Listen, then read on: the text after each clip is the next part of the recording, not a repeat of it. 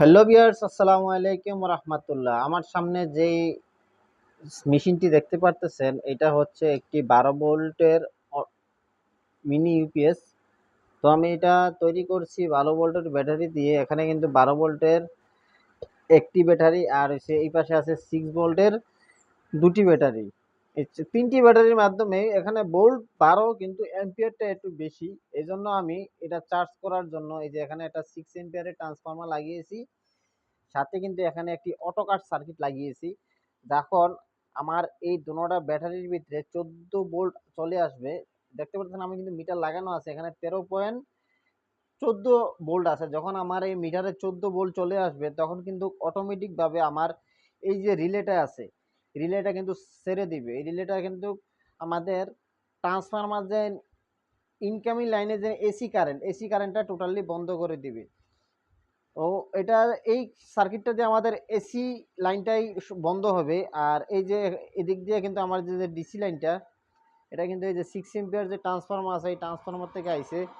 এটাও একটি automatic circuit. এটা হচ্ছে আমার এই লাইনটাকে অটো করবে। এটার ভিতরে একটি রিলে লাগানো আছে, আমি আপনাদেরকে দেখাই।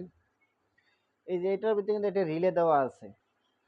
তো আর এখানে যে আপনার অটোমেটিক যে বোর্ডটা দেখতে পাচ্ছেন এসি লাইনটা যেন কাট করার জন্য, এই এসি লাইনটা চালানোর জন্য এখানে একটি কিন্তু 9 ভোল্টের ট্রান্সফরমার আছে।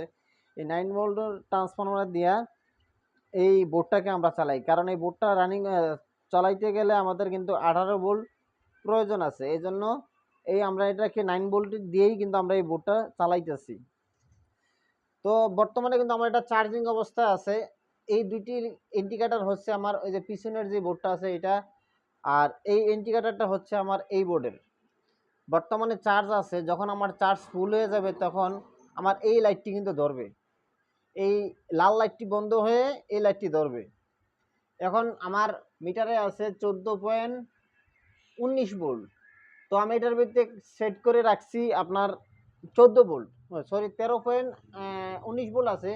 তো আমি 14 ভোল্ট পর্যন্ত এই সার্কিটটাকে আমি সেট করে রাখছি। যখন আমার এই সার্কিটে 14 ভোল্ট কাউন্ট করবে তখন কিন্তু অটোমেটিকভাবে কিন্তু এই রিলেটা কিন্তু বন্ধ হয়ে যাবে। বন্ধ হওয়ার পরে আমার ব্যাটারিতে কিন্তু আর চার্জ ঢুকবে না, ওভার চার্জ ঢুকবে না। তো আপনারা চাইলে কিন্তু এরকম সার্কিট দিয়েও সুন্দরভাবে বানাতে পারেন একটি মিনি ইউপিএস, সরি আইপিএস। তো এটা দিয়ে আমার চলবে 12 ভোল্ট যে T5 যে ডিসি বাল্বগুলো আছে, এই ডিসি বাল্ব, আর এরকম একটি 12 ভোল্টের ডিসি ফ্যান চালাবো। তো বন্ধুরা, আমার এই ইউপিএসটা বানানো কীরকম হয়েছে আশা করি আপনারা জানাবেন। ভিডিওটি যদি ভালো লাগে থাকে অবশ্যই লাইক কমেন্ট শেয়ার করবেন। আর নিত্য নতুন ভিডিও পাওয়ার জন্য অবশ্যই চ্যানেলটিকে সাবস্ক্রাইব করবেন। সবাই ভালো থাকবেন, সুস্থ থাকবেন। আসসালামু আলাইকুম রহমতুল্লাহি ওয়া বারাকাতুহু।